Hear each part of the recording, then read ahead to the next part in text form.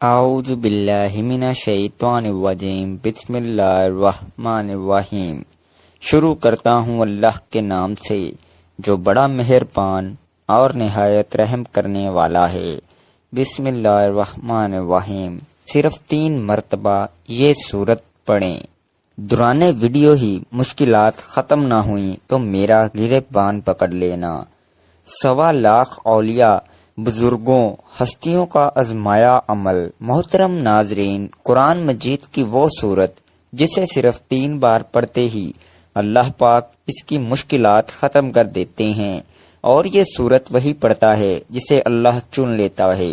ناظرین، نبی پاک صلی اللہ علیہ وآلہ وسلم نے فرمایا کہ اس سورت کی تلاوت کو ترک نہ کرو، کیونکہ اس کی تلاوت کرنے والے کو اللہ دوست رکھتا ہے اور اپنے پسندیدہ بندوں میں شامل کر لیتا ہے۔ تو جو شخص ہمیشہ اس کی تلاوت کرتا ہے، خدا قیامت کے دن اس کا نامہ اعمال اس کے دائیں ہاتھ میں دے گا اور وہ بغیر حساب کے جنت میں داخل ہوگا، اور آخرت میں اسے اتنا اجر ملے گا کہ وہ راضی ہو جائے گا۔ قرآن حکیم اللہ تعالیٰ کی نازل کردہ کتاب ہے۔ اس میں پوری انسانیت کے لیے رشد و ہدایت اور کامیابی و کامرانی کا سامان موجود ہے۔ یہ کتاب بندوں کو خالق سے ملاتی ہے، گمراہوں کو صراط مستقیم کا پتہ بتاتی ہے، اجڑے دلوں میں ایمان و یقین کے سبزے اگاتی ہے، قلب و جگر کو تقوی طہارت کے نور سے منور کرتی ہے، مایوسی میں ڈوبی ہوئی زندگیوں میں امید و آس کی شمع روشن کرتی ہے، روحانی و جسمانی امراض کا شفایا کرتی ہے، پریشانیوں کو دور کرتی ہے، اور اس کے علاوہ نہ جانے کتنی صفات کی حامل یہ بے نظیر کتاب ہے۔ یوں تو انسانوں کی رشد و ہدایت کے لیے متعدد صحیفے نازل کیے گئے، جن میں سے بیشتر حوادث کی نظر ہو گئی اور کچھ باقی رہے، تو گزرتے وقت کے ساتھ ان میں تحریف و ترمیم ہوتی رہی، حتیٰ کہ وہ اپنی اصل شکل و صورت سے بالکل منحرف ہو گئے۔ لیکن یہ قرآن مجید کا امتیازی وصف ہے کہ اس کی حفاظت کی ذمہ داری خود اللہ تعالیٰ نے لے رکھی ہے، اور اس کی حفاظت کے لیے ایسا وسیع اور عالمگیر نظام قائم فرمایا ہے جس کے نتیجے میں اس کا حرف تو کیا ایک نقطہ بھی آلودہ تحریف نہ ہو سکا اور نہ ہو سکے گا۔ اللہ تعالیٰ نے لاکھوں کی تعداد میں حفاظ و قراء اور علماء و مفسرین پیدا کر دیے ہیں، جن کا شب و روز قرآن کے پڑھنے پڑھانے اور اس کو سمجھنے سمجھانے میں گزرتا ہے۔ وہ ہمتاً قرآن کریم سے وابستہ رہتے ہیں اور اس کے علوم و معارف سے فیض یاب ہوتے رہتے ہیں۔ یقیناً ان سے بڑا خوش نصیب اور کامیاب و کامران روئے زمین میں کوئی بھی نہیں ہے، اور ہو بھی کیسے سکتا ہے۔ بھلا ان افراد کے مقام و رتبہ تک کس کی رسائی ہو سکتی ہے جو خدا کے اس نظام کا حصہ ہیں جو اس نے حفاظت قرآن کے لیے مقرر کیا ہوا ہے۔ بے شک قرآن کریم دنیا کی تمام کتابوں سے بہرہ اعتبار فائق و برتر ہے۔ اس کی صداقت و حقانیت روز روشن کی طرح عیاں ہے۔ اس کی حاویت و شیرینی اور اثر آفرینی ایسی ہے کہ لوگ دیوانہ وار اس کی طرف کھینچے چلے آتے ہیں۔ دنیا میں سب سے زیادہ پڑھے جانے کا اعزاز بھی قرآن کو ہی حاصل ہے۔ بے شک یہ کتاب تمام کتابوں سے افضل ہے، جیسا کہ ایک روایت میں ہے، اللہ کے کلام کی فضیلت تمام کلاموں پر ایسی ہے جیسے اللہ کا مقام تمام مخلوقات کے مقابلے میں ہے۔ بھلا اللہ کے مقابلے میں اس کی مخلوقات کی کیا حیثیت ہے؟ ٹھیک اسی طرح قرآن کے آگے دوسری کتابوں کی کیا حیثیت ہے؟ قرآن کریم پڑھنے کی بہت سی فضیلتیں احادیث میں بیان کی گئی ہیں، جن میں ایک مشہور روایت یہ ہے۔ حضرت عثمان رضی اللہ عنہ سے روایت ہے کہ رسول اللہ صلی اللہ علیہ وآلہ وسلم نے ارشاد فرمایا، تم میں سے بہترین شخص وہ ہے جو قرآن سیکھے اور سکھائے۔ رسول اللہ صلی اللہ علیہ وآلہ وسلم کا یہ خطاب تمام بنی نو آدم سے متعلق ہے کہ تمام انسانوں میں بہتر و افضل ترین شخص وہ ہے جو ان دو صفات کا حامل ہو۔ اول یہ کہ قرآن پڑھتا ہو، اور دوم یہ کہ دوسروں کو قرآن کی تعلیم دیتا ہو۔ ظاہر ہے قرآن کریم میں جو علوم ہیں وہ تمام علوم میں سے افضل و اشرف ہیں، لہٰذا افضل ترین علوم میں مشغول ہونے والے انسانوں میں سب سے افضل ہوگا۔ حضرت ابو ہریرہ رضی اللہ عنہ سے روایت ہے کہ نبی کریم صلی اللہ علیہ وآلہ وسلم نے فرمایا کہ اللہ تعالیٰ کسی چیز کو ایسے پیار اور محبت سے نہیں سنتا جتنا کہ وہ اس نبی کی آواز کو کہ جو خوش الحانی کے ساتھ قرآن پڑھے۔ ابو سعید خدری بیان کرتے ہیں کہ حضرت سعید بن خضیر رضی اللہ عنہ ایک رات اپنی کھجوروں کے کلیان میں قرآن مجید پڑھ رہے تھے کہ ان کا گھوڑا بدکنے لگا۔ آپ رضی اللہ عنہ نے پھر پڑھا، وہ پھر بدکنے لگا۔ آپ نے پڑھا، وہ پھر بدکنے لگا۔ حضرت سعید کہتے ہیں کہ میں ڈرا کہ کہیں وہ یحییٰ کو کچل نہ ڈالے۔ میں اس کے پاس جا کر کھڑا ہو گیا۔ میں کیا دیکھتا ہوں، ایک سائبان کی طرح میرے سر پر ہے، وہ چراغوں سے روشن ہے۔ وہ اوپر کی طرف چڑھنے لگا، یہاں تک کہ میں اسے پھر نہ دیکھ سکا۔ صبح کے وقت میں رسول اللہ صلی اللہ علیہ وآلہ وسلم کے پاس آیا اور عرض کیا، اے اللہ کے رسول صلی اللہ علیہ وآلہ وسلم، میں رات کے وقت اپنے خلیان میں قرآن مجید پڑھ رہا تھا کہ اچانک میرا گھوڑا بدکنے لگا۔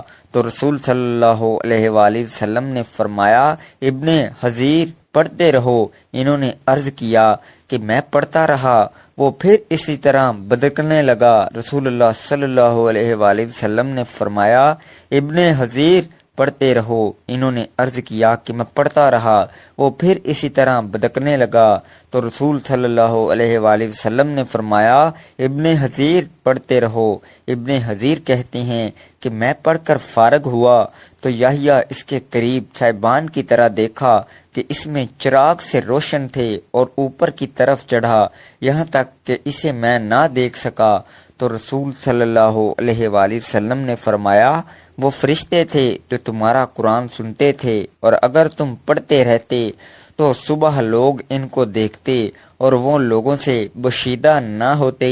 حضرت ابو موسیٰ اشعری رضی اللہ عنہ سے روایت ہے کہ رسول صلی اللہ علیہ وآلہ وسلم نے ارشاد فرمایا، مومن کے قرآن مجید پڑھنے کی مثال ترنج کی طرح ہے کہ اس کی خوشبو پاکیزہ اور ذائقہ خوشگوار ہے، اور قرآن مجید نہ پڑھنے والے مومن کی مثال اس کھجور کی طرح ہے کہ جس میں خوشبو نہیں لیکن اس کا ذائقہ میٹھا ہے، اور منافق کے قرآن پڑھنے کی مثال ریحان کی طرح ہے کہ اس کی خوشبو تو اچھی ہے اور اس کا ذائقہ کڑوا ہے، اور منافق کے قرآن نہ پڑھنے کی مثال انزلا کی طرح ہے کہ جس میں خوشبو نہیں اور اس کا ذائقہ کڑوا ہے۔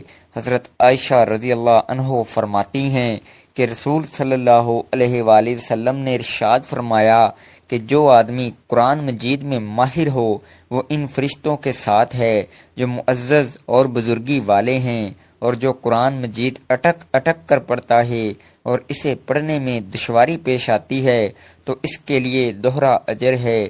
حضرت ابو ہریرہ رضی اللہ عنہ نے بیان کیا ہے کہ رسول صلی اللہ علیہ وآلہ وسلم نے فرمایا کہ آسمانوں اور زمین کو پیدا کرنے سے 1000 سال پہلے اللہ تعالیٰ نے ان صورتوں کی تلاوت کی، اور جب فرشتوں نے تلاوت سنی تو کہنے لگے کہ خوش نصیب ہے وہ امت جس پر یہ قرآن اتارا جائے گا، اور خوشحالی ان دلوں کے لیے جو اس کو پڑھیں گے اور اس کو یاد کریں گے، اور خوشحالی ہے ان زبانوں کے لیے جو اس کی تلاوت کریں گے۔ ایک حدیث میں ہے، جو شخص اس سورت کو صرف اللہ کی رضا کے واسطے پڑھے گا تو اس کے پہلے والے سب گناہ معاف ہو جاتے ہیں۔ بس اس سورت کو اپنے مردوں پر لازمی پڑھا کرو۔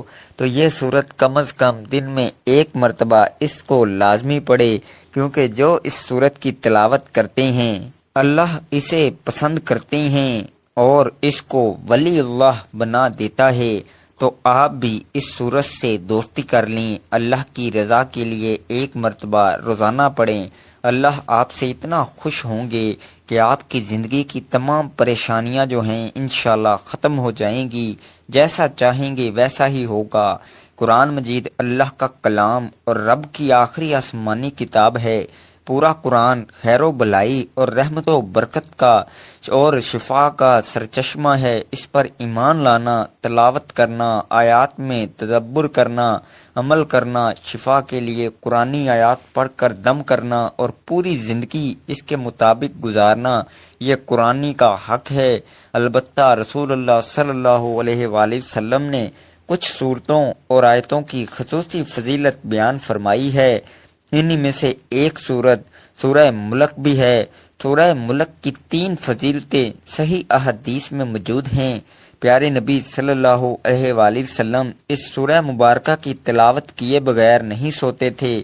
یہ سورت مبارکہ اپنے ساتھی کے لیے شفاعت کرے گی یہاں تک کہ اس کو معاف کر دیا جائے گا۔ نبی رحمت صلی اللہ علیہ وآلہ وسلم نے ارشاد فرمایا، قرآن میں ایک سورت ہے جس میں 30 آیتیں ہیں، وہ اپنے پڑھنے والے کے لیے اللہ تعالیٰ سے سفارش کرے گی حتیٰ کہ اس کی مغفرت کر دی جائے گی، اور وہ سورت تبارک اللہ ذی بیاد الملک ہے۔ سورہ الملک قبر کے عذاب سے بچانے والی ہے۔ اس سورت کا ساتھی قبر کے عذاب سے انشاءاللہ محفوظ رہے گا۔ رسول صلی اللہ علیہ وآلہ وسلم نے ارشاد فرمایا، سورہ تبارک قبر کے عذاب کو روکنے والی ہے۔ اس سورت کو سونے سے پہلے پڑھنے کی تلقین ہے، چونکہ نیند موت کی طرح ہے، بلکہ اللہ کے رسول صلی اللہ علیہ وآلہ وسلم نے سونے کی دعا میں نیند کو موت قرار دیا ہے، اور نبی اکرم صلی اللہ علیہ وآلہ وسلم کا اسے سونے کے وقت پڑھنے کے لیے انتخاب کرنے کی وجہ آخرت میں اس کے خصوصی فوائد ہیں، جیسا کہ دوسری اور تیسری فضیلت سے واضح ہے کہ یہ صورت عذاب قبر سے حفاظت کا ذریعہ ہے اور آخرت میں مضبوط شفاعت کی شکل میں نجات کا سبب بنے گی۔ گویا اس صورت کا اہتمام کرنے والا آخرت میں کامیاب ہو جائے گا انشاءاللہ۔ سورہ ملک کی فضیلت کا تقاضا ہے کہ ہم ویسے ہی پڑھنے کا اہتمام کریں جیسا کہ پیارے رسول صلی اللہ علیہ وآلہ وسلم کا معمول تھا۔ اس صورت کی اہمیت کا راز کیا ہے؟ سونے سے پہلے اسے پڑھنے کا راز کیا ہے؟ یہ قابل غور پہلو ہے۔ جب ہم اس صورت کی آیات پر غور کرتے ہیں تو ہمیں پتہ چلتا ہے یہ صورت رب العالمین کی عظمت، بادشاہت، قدرت اور ربوبیت کی تعلیم پر مشتمل ہے۔ اس سے بندے کے دل میں خالق و مالک کا خوف اور اللہ کی تعظیم پیدا ہوتی ہے۔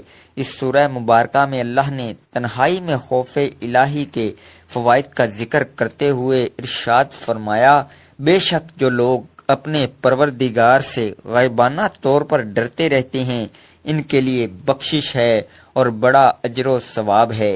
اللہ کا خوف و خشیت بڑی عظیم عبادت ہے اور اس عبادت کا انعام اللہ کی جنت ہے۔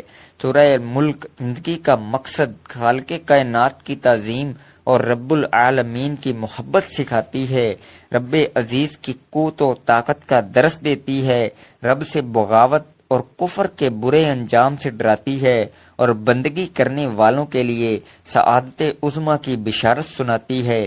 اللہ تعالیٰ نے پہلی آیت میں فرمایا کہ بادشاہت کا مالک وہی اللہ ہے جس کے خیر و برکت کی کوئی انتہا نہیں ہے اور وہ چیز پر مکمل قدرت رکھنے والا ہے۔ اس کے بعد اللہ تعالیٰ نے اپنی بادشاہت اور عظیم قدرت کے دلائل بیان فرمائے ہیں۔ موت اور زندگی کا خالق بھی اللہ ہی ہے اور اس زندگی کا مقصد آزمائش اور امتحان ہے کہ کون سب سے بہترین عمل والا ہے۔ 7 بلند و بالا تہ با تہ عالی شان آسمان جس میں کوئی شگاف اور خلل نہیں ہے، اسی ایک اللہ نے بنایا۔ قیامت واقعہ ہونے والی ہے اور اللہ نے شیاطین اور کفار کے لیے خوفناک جہنم تیار کر رکھا ہے اور پرہیزگاروں کے لیے جنت تیار کر رکھا ہے۔ زمین کی تخلیق، چلنے کے لیے ہموار راستے، رزق کی فراوانی اور زمین کی نرمی اللہ کی قدرت کی دلیل ہے۔ پرندے جو فضا میں پرواز کر رہے ہیں اور اپنے پروں کو پھیلاتے اور سمیٹتے ہیں، یہ اسی رب العالمین کی قدرت ہے کہ وہ فضا میں باقی رہتے ہیں۔ انسانوں کو رب نے پیدا فرمایا، کان، آنکھ، دل عطا فرمائے۔ روزی کا بندوبست اسی اللہ نے کیا ہے۔ یہ رب کی بادشاہت اور قدرت و رحمت کی دلیل ہے۔ قیامت کا آنا یقینی ہے، لیکن اس کا علم صرف ایک اللہ ہی کو ہے۔ آخری آیت نمبر 30 میں فرمایا کہ پانی جس پر تمہاری زندگی کا مدار ہے وہ بھی رب کی رحمت کی وجہ سے بآسانی مل جاتا ہے، ورنہ وہ چاہے تو پانی اتنی گہرائی میں کر دے کہ تم اسے کسی بھی صورت میں حاصل نہ کر سکو۔ جس اللہ کی شان یہ ہے کہ تم اپنی زندگی کی ہر ضرورت میں اسی کے محتاج ہو، اس اللہ سے بغاوت کرنا کتنا بڑا جرم ہوگا۔ شرک کرنا اور اللہ کی آیات کا انکار کرنا، بلکہ اللہ کے رسولوں کو جھوٹا اور گمراہ قرار دینا کتنی جرات اور دیدہ دلیری اور ہٹ دھرمی کی بات ہے۔ کیا سمجھدار اور انصاف پسند ایسا کر سکتا ہے؟ نہیں کر سکتا۔ دراصل تکبر و غرور اور دنیا کی محبت، نفس پرستی، من پسند زندگی کی محبت انسان کو اندھا بہرا کر دیتی ہے۔ اسی لیے اللہ نے شیاطین اور اس کی راہ پر چلنے والے کفار اور اسلام کے دشمنوں کے لیے جہنم کی شدید وعید سنائی ہے، اور واقعی ایسا انسان سچ مچ اندھا ہے، بصیرت سے محروم ہے۔ اللہ تعالیٰ نے ایسے لوگوں کو منہ کے بل چلنے والا قرار دیا ہے جسے اپنی راہ دکھائی ہی نہیں دے رہی ہے۔ یہ بات آیت نمبر 22 میں موجود ہے۔ اہل ایمان کے لیے اس سورہ مبارکہ میں اہم پیغام پوشیدہ ہیں، جو سمجھ کر ہر روز تلاوت کرے گا اور غور و فکر کرے گا وہ اس کے لیے اثرات اپنی زندگی میں ضرور محسوس کرے گا۔ چند اہم پیغامات درجہ ذیل ہیں۔ نمبر 1، برکت یعنی خیر میں اضافہ اور دوام و ہمیشگی رب کی طرف سے ہے۔ نعمتوں میں برکت ڈالنا صرف رب کا کام ہے، لہذا برکت کے حصول کے لیے صرف رب العالمین سے رجوع کرنا چاہیے۔ تبارک الذی بیدہ الملک، آسمان و زمین کا خالق و مالک اور متبر اللہ تعالیٰ ہے، وہ شہنشاہ ہے۔ اس کے لیے اس سے محبت کرنا اور اس سے ڈرنا ہی سمجھداری اور سعادت مندی ہے۔ نمبر 3، زندگی کا مقصد ایمان اور عمل صالح کی زندگی گزارنا ہے۔ نمبر 4، تنہائی میں رب سے ڈرنا ایک عظیم عبادت ہے جس پر مغفرت اور بڑے اجر کا وعدہ کیا گیا ہے۔ نمبر 5، دنیاوی امور اور چیزوں میں مشغول ہو کر آخرت کو فراموش نہیں کرنا چاہیے، کیونکہ دنیا زوال پذیر ہے، دوام اور ہمیشگی صرف آخرت کے لیے ہے۔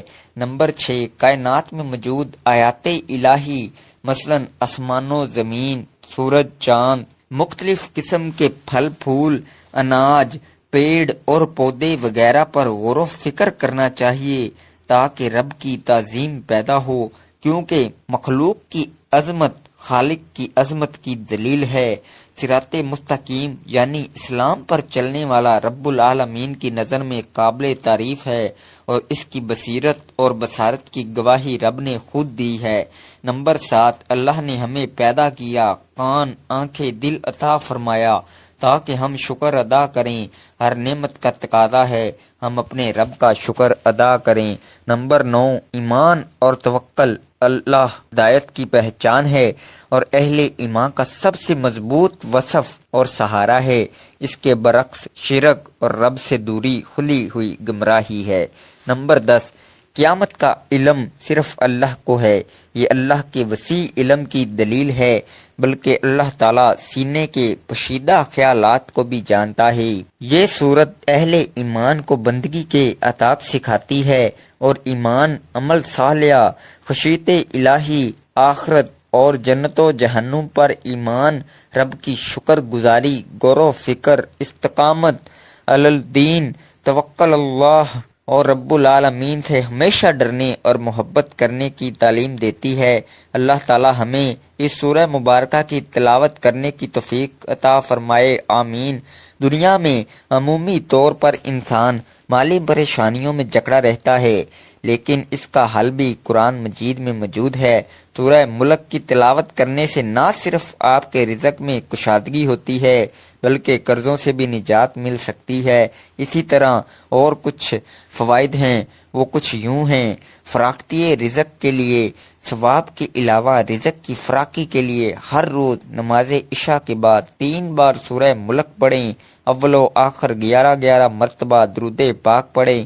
ہر روز عشاء کی نماز کے بعد یہ وظیفہ بلا ناغہ پڑھنے کا معمول بنا لیا جائے تو رب تعالیٰ کے فضل و کرم سے کبھی رزق میں کمی واقع نہ ہوگی۔